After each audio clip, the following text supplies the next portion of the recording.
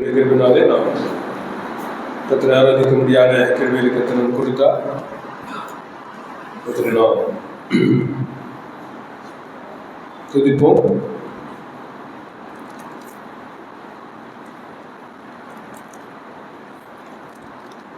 யோவானின்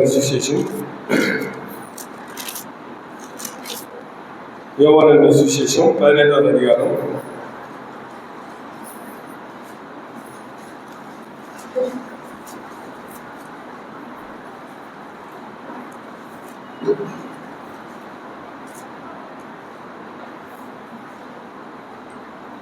9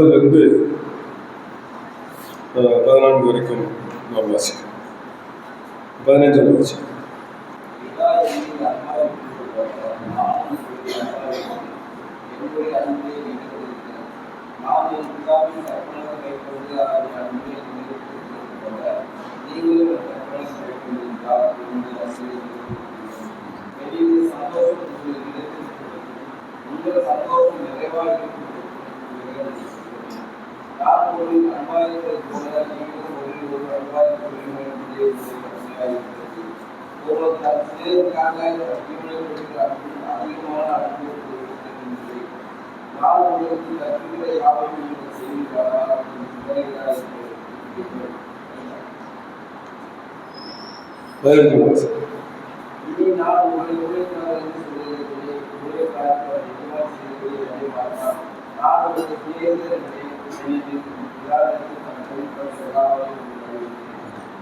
ஜெபம் செய்வோம்.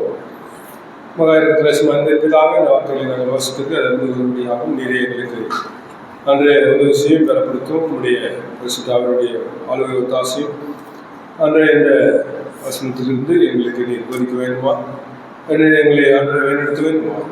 எங்கள் கர்த்தர் வல்லமை பெருமாய் இருக்கக்கூடிய இயேசு கிறிஸ்து மூலமாக இருக்கிறோம் எங்கள் பரலோகத்தின் பிதாவே, ஆமென். இங்கே நம்முடைய ஆண்டவராகிய இயேசு கிறிஸ்து சீஷர்களிடத்தில் கடைசியாக பேசக்கூடிய வார்த்தைகளாக இலங்கை இருக்கிறது. அவர் சிலுவையில் அடிக்கப்படுவதற்கு முன்பதாக கடைசியாக பேசின வார்த்தைகளாக நாம் இங்கே பார்க்கிறோம். இப்போது மற்ற சுவிசேஷங்கள் எல்லாம் பார்க்கும் பொழுது அது அவர்களும் நிறைய காரியங்களை சொல்லியிருக்கிறார்கள். மத்தேயும் நிறைய காரியங்களை சொல்லியிருக்கிறார்.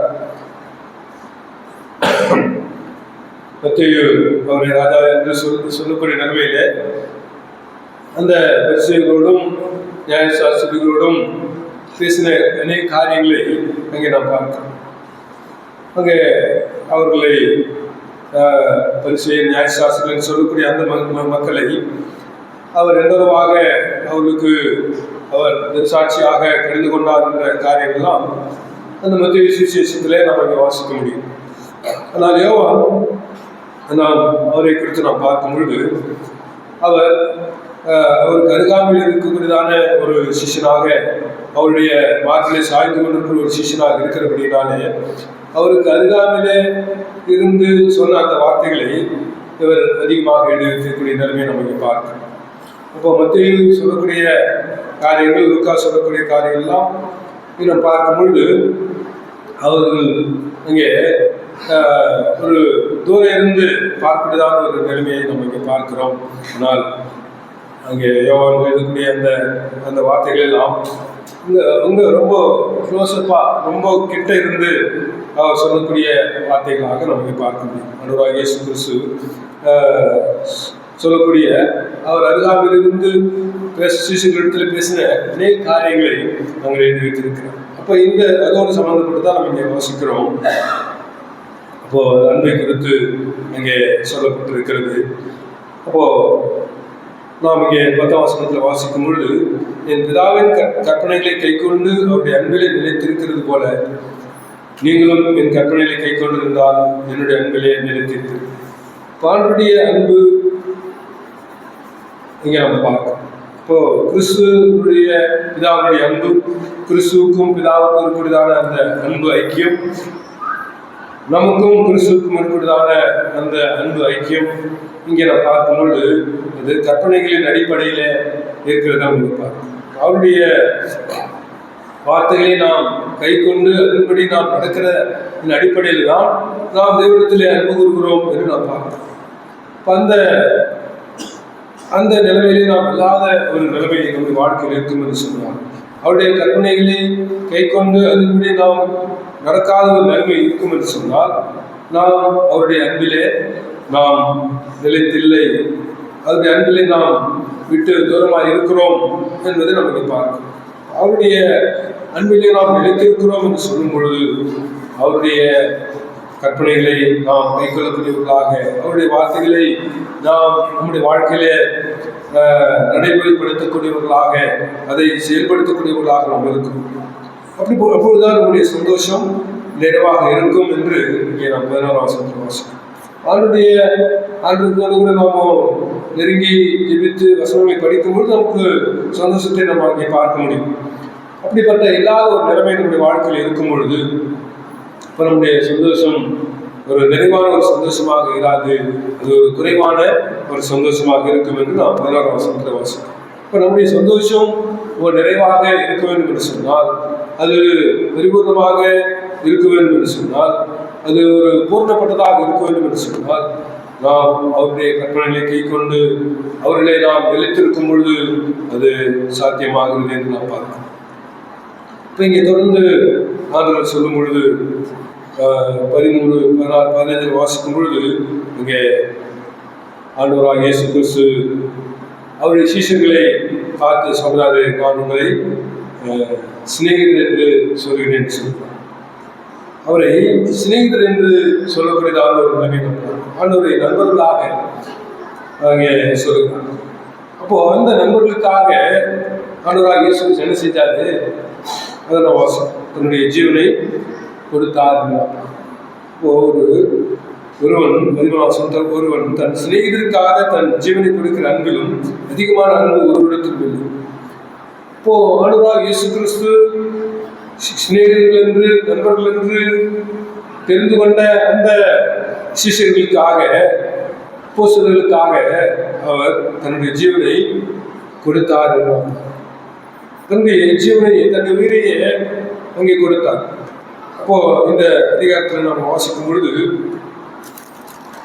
அவரை காட்டிக் கொடுக்க முடியாத யூதாஸ் வராது 18ஆம் அதிகாரத்தில். இப்போ ஆண்டவராகிய இயேசு கிறிஸ்து சொல்லக்கூடிய ஒரு வார்த்தையை நம்ம பார்க்கணும்.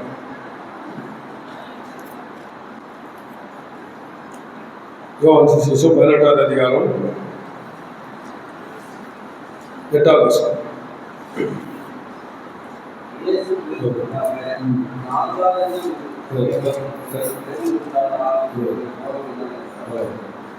இப்போ இங்கே நான் பார்க்கும் பொழுது சீஷர்கள் அங்கே நின்று கொண்டிருக்கார்கள். அவரை பிடிக்கும் பொழுது அவருடைய சீஷர்களையும் பிடிக்கணும், அப்படிப்பட்டதான ஒரு சூழ்நிலை தான் அங்கே இருக்கிறது. ஆனால் அங்கே ஆண்டவர் சொல்றாரு,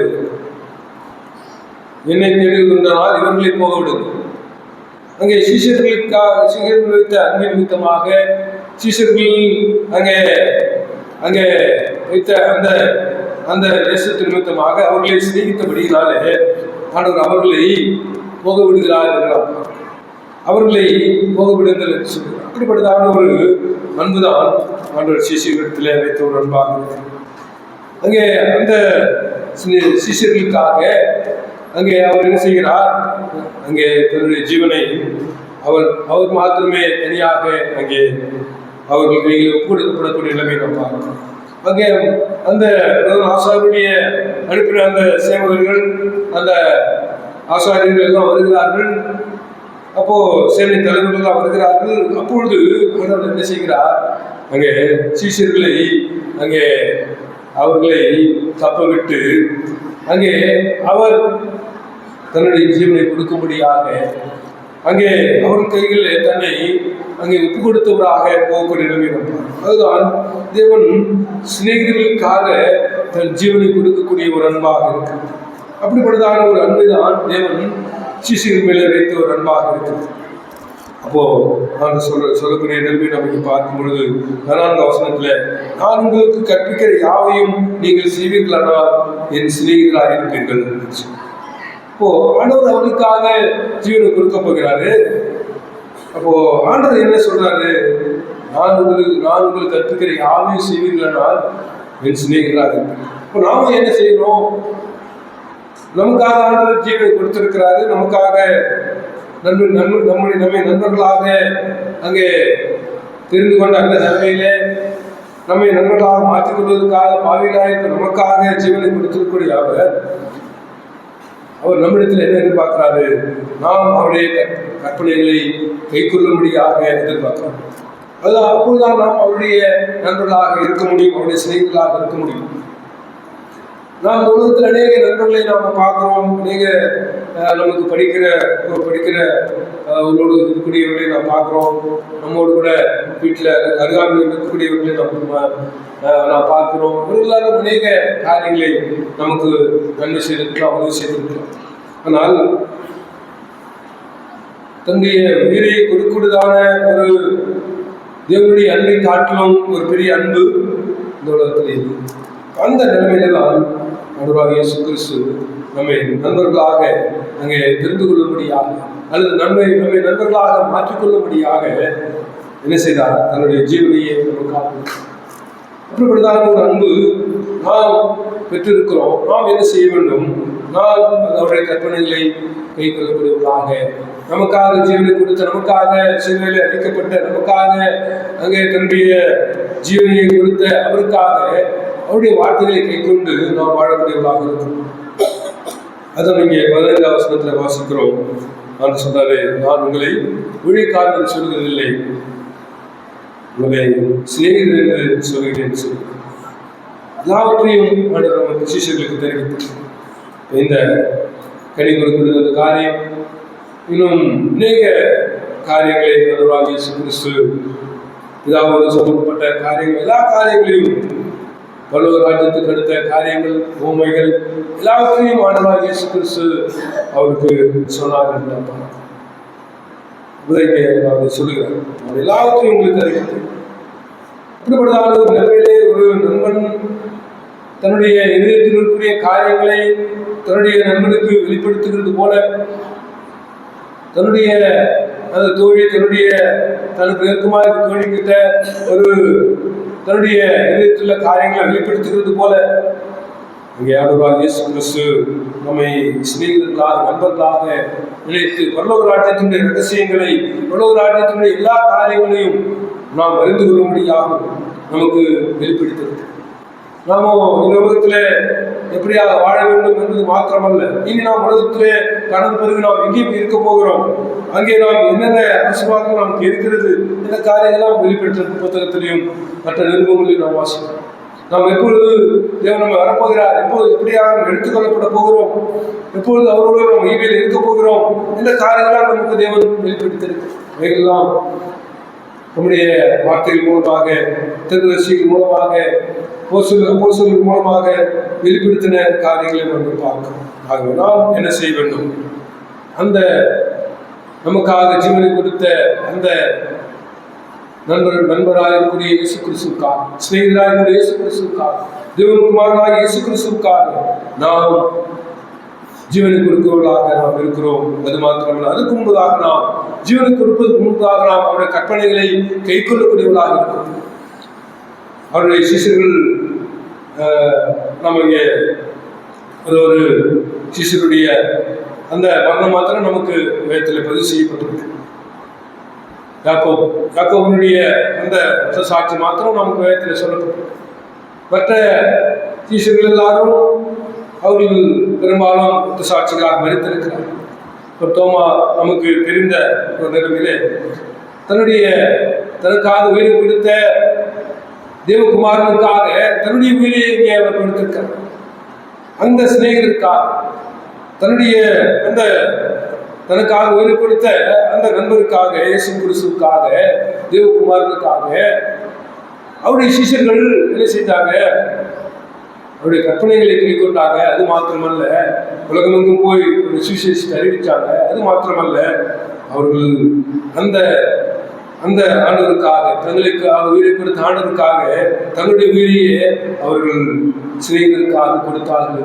அப்படிப்பட்டதான ஒரு அன்புதான் தேவனுக்கு மேலே வைத்திருக்கிறார். அப்படிப்பட்டதான ஒரு தேசம் தேவனுக்கு மேலே வைத்திருக்கிறார். ஆக நாம் இந்த உலகத்திலே நமக்கு இதற்குமாக சிஷ்யர்கள் மாத்திரமல்ல அநேக இந்த கடந்த 2000 வருடங்கள் அங்கே கடந்து வந்திருக்கிறோம். அநேக தேவனுடைய பிள்ளைகள் அங்கே ஆண்டுடைய பிள்ளைகள் ஒன்றுக்காக தங்களுடைய ஜீவனை கொடுத்திருக்கிறார்.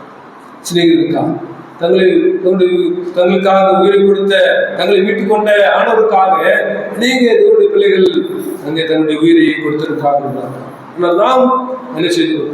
அவருடைய கற்பனைகளை கைக்கொள்ள வேண்டும். அதுதான் நமக்கு எதிர்பார்க்கக்கூடிய தேவன் எதிர்பார்க்கும் முதலாவது அடிப்படை காரியம். ஆண்டவருடைய கற்பனைகளை கைக்கொள்ளாமல் ஆண்டவருடைய சீஷர்கள் இருப்பதில்லை.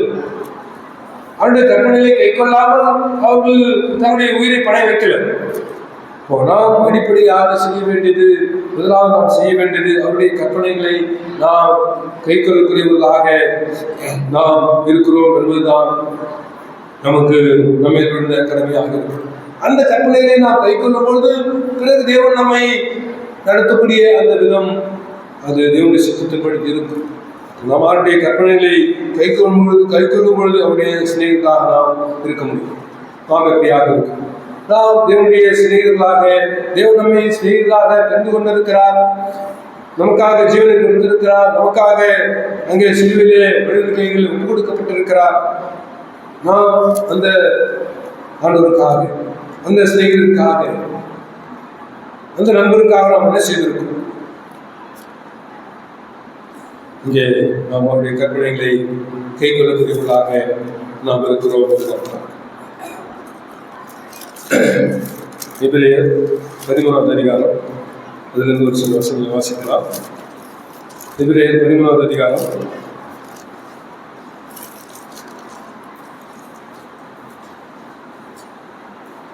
அவருடைய கற்பனைகளை குறித்து ஒரு சில காரியங்கள் இங்கே சொல்லப்பட்டிருக்கிறது. 1லிருந்து 9 வரைக்கும் வாசிக்கலாம்.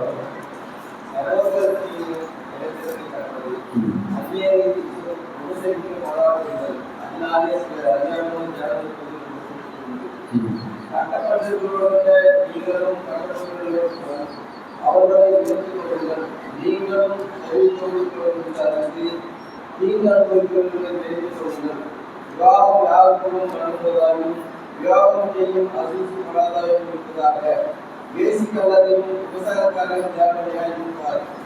நீங்கள் பல ஆசாயில்லாதவர்களாக நடந்து உங்களுக்கு இது போதும் என்று எண்ணுங்கள்.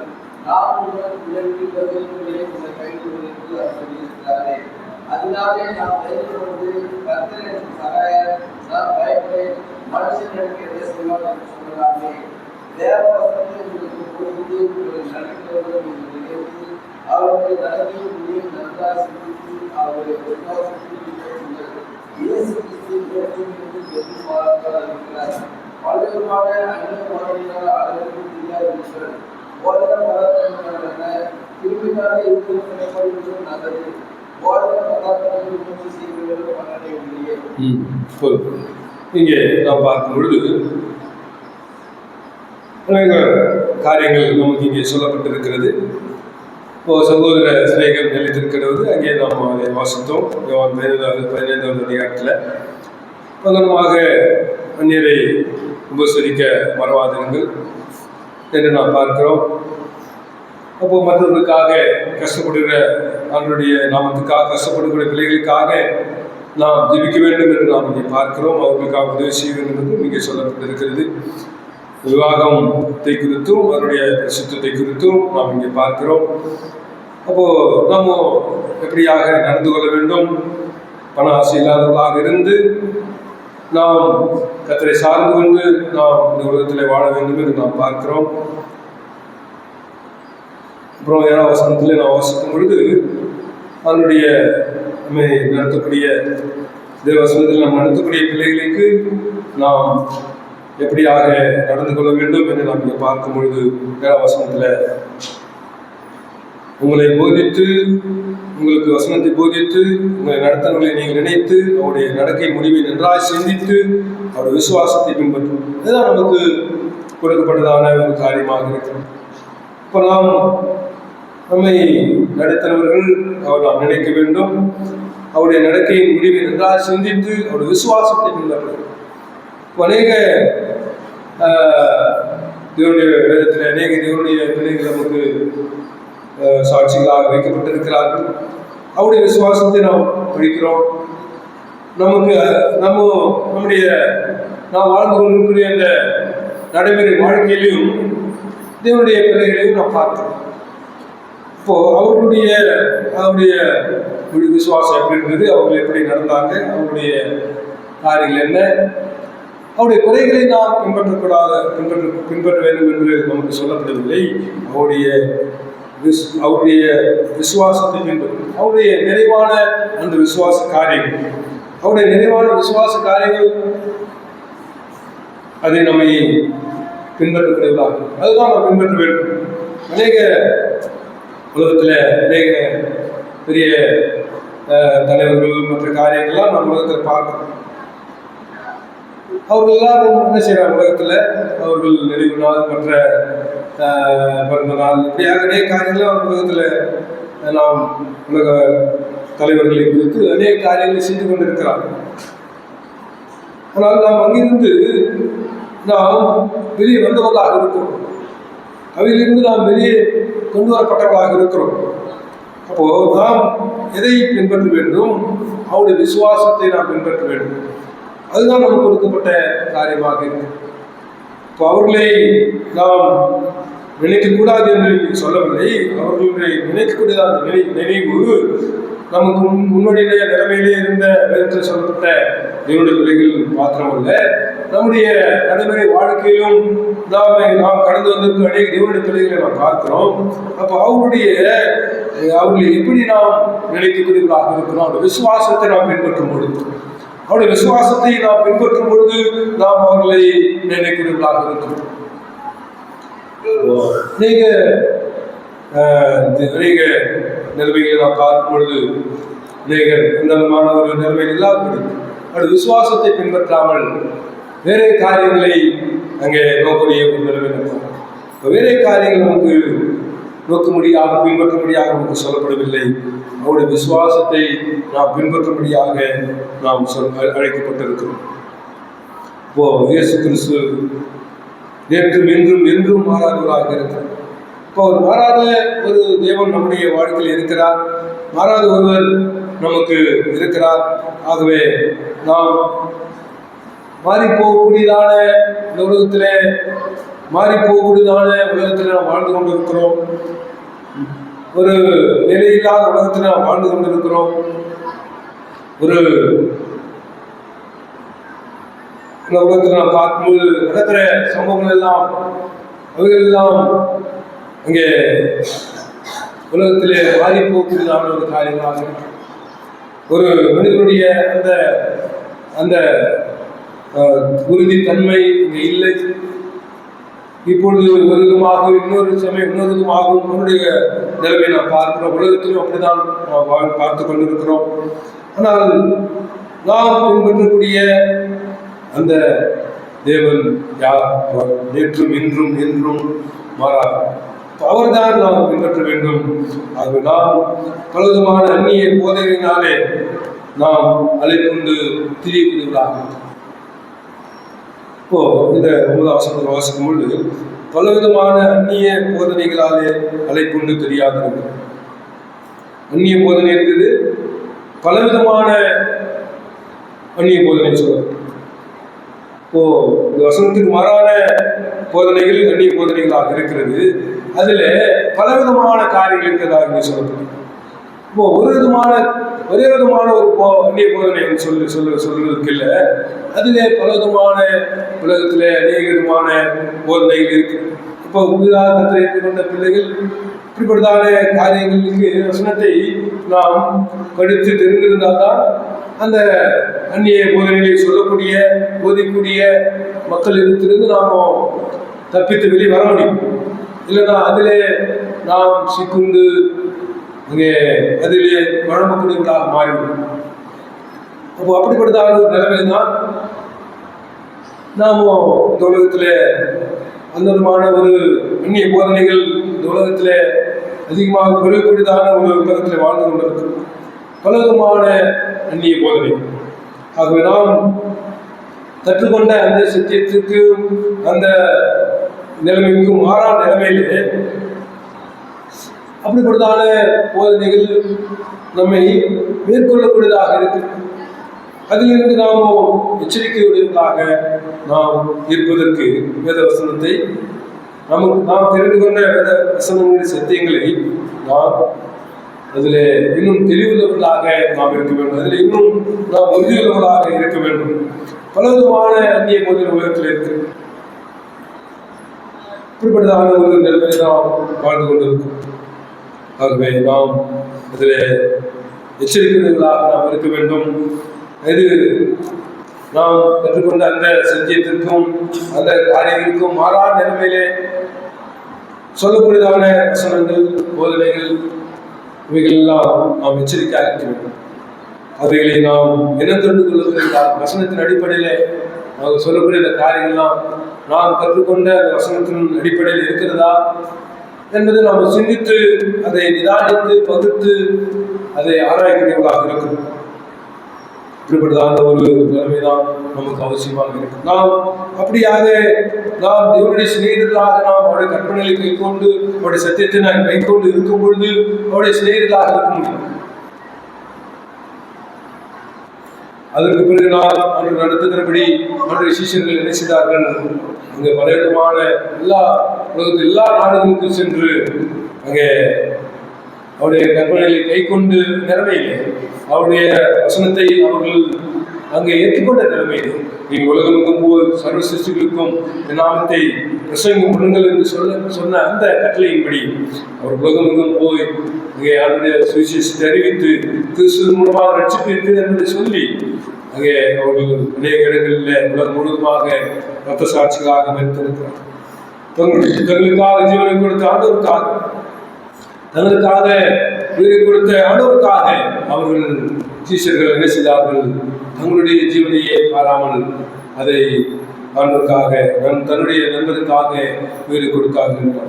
ஆகவே நாம் தொடர்பான நிலைமையிலே நாம் செய்ய வேண்டியது நாம் ஆண்டவருக்காக நம்முடைய ஆண்டவர் சித்தத்தின்படி நாம் அந்த காரியங்கள் நமக்கு இருக்கும் என்று சொன்னால் தேவன் உன்னதமாக நடத்துவார். அதுக்கு முன்பாக நாம் அவருடைய சிநேகிதர்கள் என்ற நிலைமையில் அடிப்படை அந்த சத்தியத்திலே அவருடைய கற்பனைகளே நாம் கைகொள்ளும் பொழுதுதான் நாம் தேவனுடைய சிநேகிதர்களாக நாம் அழைக்கப்பட முடியும்.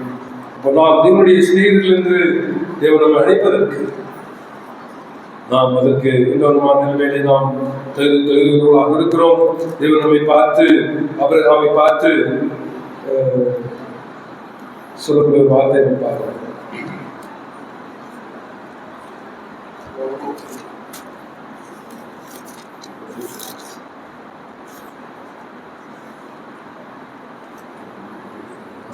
தெரியல, சிநேகிதனாகிய ஆபிரகாம் சொல்லி வசனம்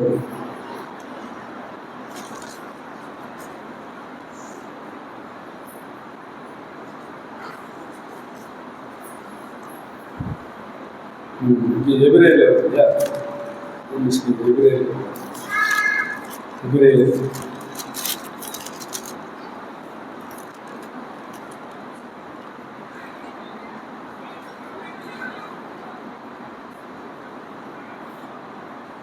வந்து எபிரேயர்ல 11ஆம் அதிகாரம் பாருங்க.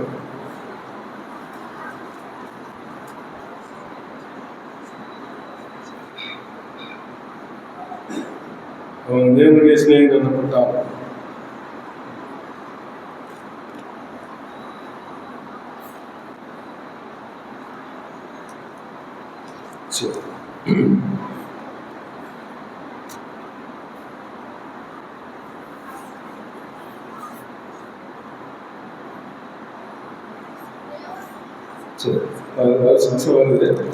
வருது நான் பார்க்கலாம்.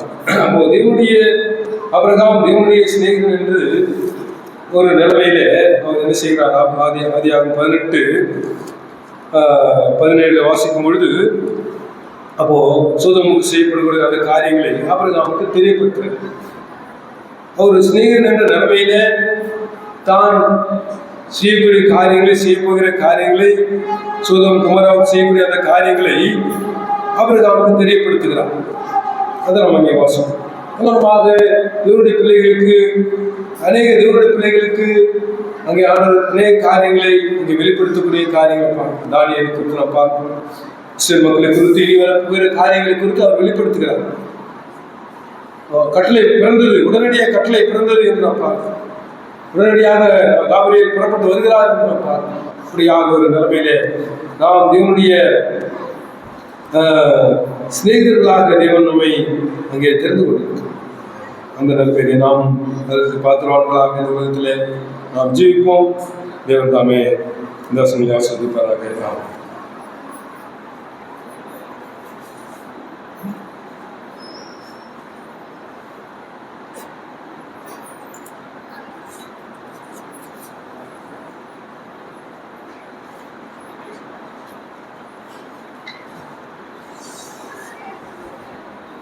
நாம் ஜபம் செய்வோம். ஒரு மகாத்மாவுக்கு தன்மையான நேரத்துக்காக கர்த்தர் சூழ்நிலைக்கிறோம். இந்த நாள் நடக்கிற எல்லா ஊழியர்கள் கர்த்தரை ஆசீர்வதிப்பாராக, உதவி செய்கிறார். ஆண்டவர் எல்லா காரியங்களும் ஆண்டவரை சிறப்பாக செய்தார் என்று உண்மை சொல்லத்தக்கதாக எங்களுடைய காரியங்கள் அல்ல, என்னுடைய மாம்ச காரியங்கள் அல்ல, ஒரு மாற்றம் உயர்த்தி காண்பிக்க எங்கள் பேச்சு, எங்கள் செய்கை, சிந்தனை எல்லாம் ஒருமுக உண்மையை நாங்கள் பார்க்கத்தக்கதாக இருக்கிறது. அவர் நோக்கி பார்த்தவர்கள் பிழைத்தார். அவதமான நிலைமையில கற்ற ஜனங்கள் அந்த வெளிச்சத்தில் பிரவேசிக்க, ஆண்டவர் ஆசீர்வாதத்தை பெற்றுக்கொள்ள, கீழ்ப்பொழிய கர்த்தாவின் 26 உதவி செய்யும். ஆண்டவர் இந்த கற்றுனால மனமகிழ்ச்சி நாளாக எண்ணி அதை நம் வாழ்க்கையை நடைமுறைக்கு கடைப்பிடித்து உண்மையான ஆசீர்வாதத்தை பெற்றுக்கொண்டு அநேகர் இந்த ஆசீர்வாதத்தை கொடுக்கிற ஜனங்களாக நாங்கள் ஜீவிக்க, அடியன் ஜீவிக்க கர்த்தாவின் 26 உதவி செய்யும். அந்த சகோதர சகோதரி பிள்ளைகள் எல்லாருக்கும் வந்து அநேக விசுவாசிகள் ஆண்டவர் மரியாதை இருக்கிறார்கள். அவர்கள் அறிந்து கொண்ட கர்த்தாவின் 26 அதுக்காக பெற்றோர்கள் கவனமாக தங்கள் வாழ்க்கையை கர்த்தாவுக்கு அர்ப்பணித்து ஆண்டவரை சாட்சி உள்ள ஜீவியம் செய்யத்தக்கதாக கர்த்தாவை பெரிய செய்யும், உதவி செய்யும், ஆண்டு கொள்ளும், ஆசீர்வதியும், குறைவை நிறைவாக்கும். எங்களுடைய தவறுகளை எங்களை குணத்தை சீர்படுத்தி ஒழுங்காக பின்பற்ற கர்த்தாவின் 26 எல்லாம் எங்களை சிநேகிதர்கள் சொல்கிறது. அதுக்கு என்ன தகுதி எங்களுக்கு இருக்கிறது. ஆனாலும் இந்த அன்பில் எந்த குறையை நாங்கள் சொல்ல முடியாது. அப்பேற்பட்ட நிலைமையில் தான் எங்களை நேசிக்கிறேன். எங்களை எல்லா காரியங்களும் ஞானமாக நடந்து கொள்ள கர்த்தர் 26 உதவி செய்ய நன்மை செய்கிறேன். எங்கள் குறைகள் குற்றம் பலவீனம் இல்லாமட்டும் மன்னிப்பார். எல்லா காலம் இயேசு கிறிஸ்து நாமத்தினாலே தாழ்வுடம்படி பரப்பதாவே. ஆமென். ஆத்மாவே கர்த்தர் ஸ்தோத்திரி, முழுமே வசனம் ஆத்மாவே கர்த்தர் ஸ்தோத்திரி, சபல வரம் ஆமென்.